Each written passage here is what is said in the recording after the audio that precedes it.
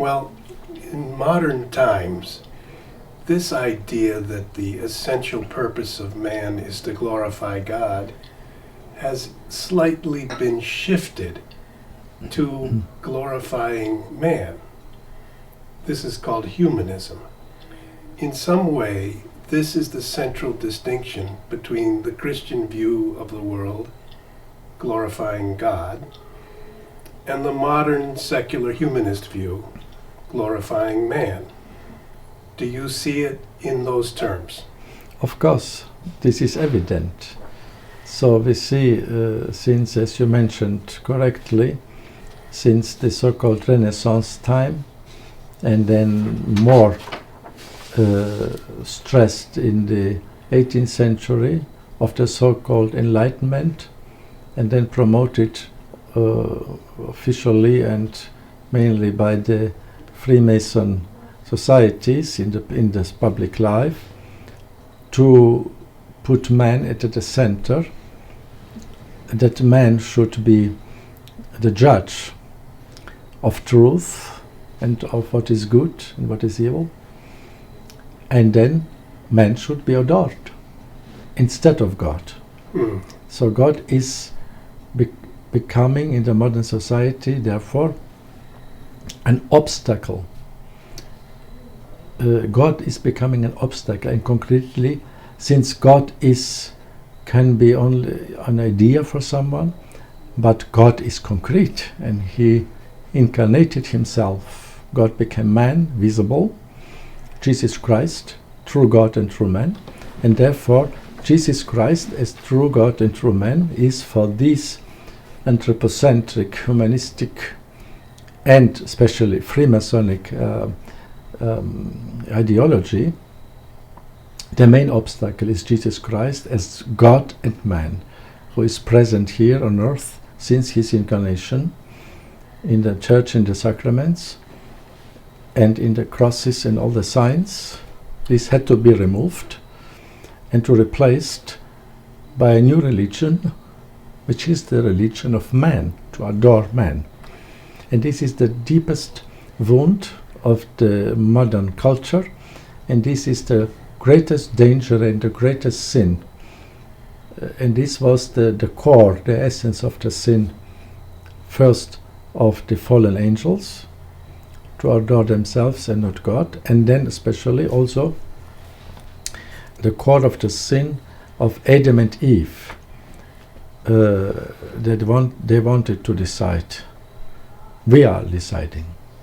We are deciding what is good, and not God. And we are doing something independent of God. It was, of course, they were seduced by the serpent, by the devil. But they accepted this thought, and then they repented, thanks be to God, and God gave them the sign of the redemption. But what you are really speaking about is what humanity chooses as its goal in being human. And in recent years, it's become quite common to say we will transform humanity. We will become a new humanity. We will become Homo sapiens 2.0, a new version. And that we will do this by certain additions to our brain, maybe some chips, and to our bodies, maybe some special technology. And the question of the soul really doesn't emerge in this view because the soul is regarded as a myth. So we have a humanity that looks at 1,000 or even 2,000 years, we could say, of Christian or Christocentric culture, and then for 100 or 200 years an increasing distance from that.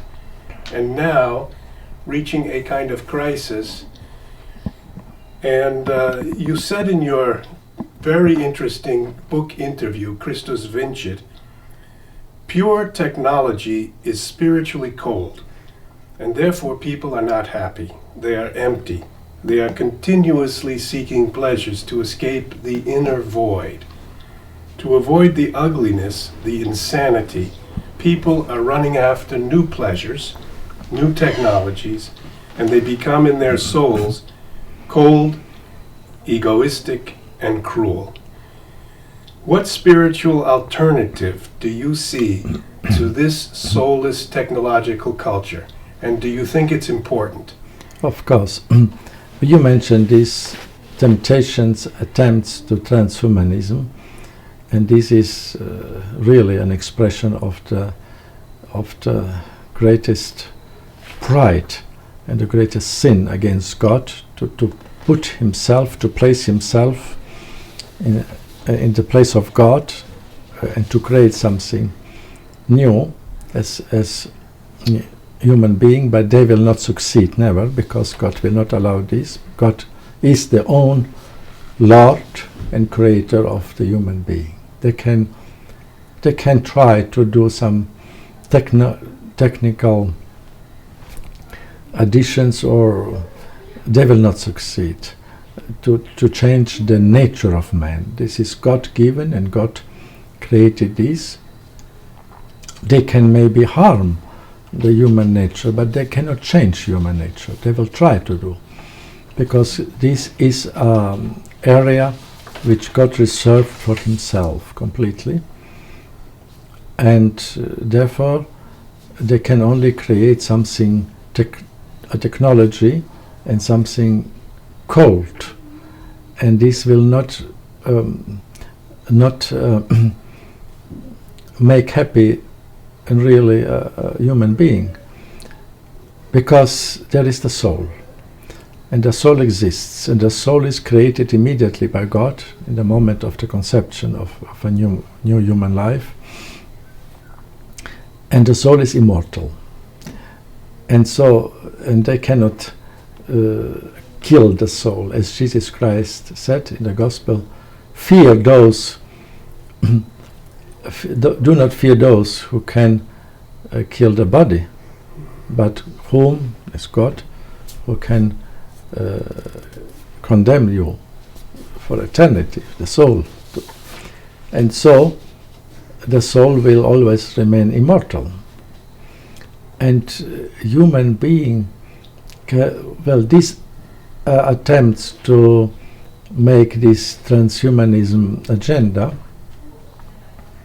will not succeed. Maybe they will succeed a relatively short time, and then it will collapse, because human nature will revolt itself. When you try to violate the nature will revolt itself against you, and this will happen because the soul is created by God, and this in some way gives us also hope that after these horrible attempts of transhumanism and what we are now witnessing of this culture of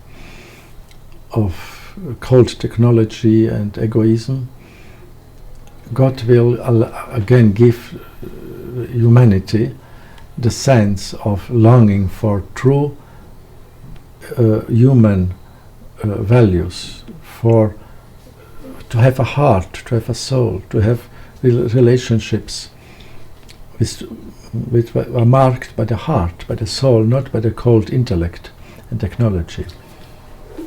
Hello, I'm Deborah Tomlinson with Irby Communications. Thank you for watching. Be sure to subscribe to our channel by clicking the red subscribe button, and make sure you click that bell and you'll be notified of any new uploads. Also, check out all the links below. There's some discounts for you. Thank you.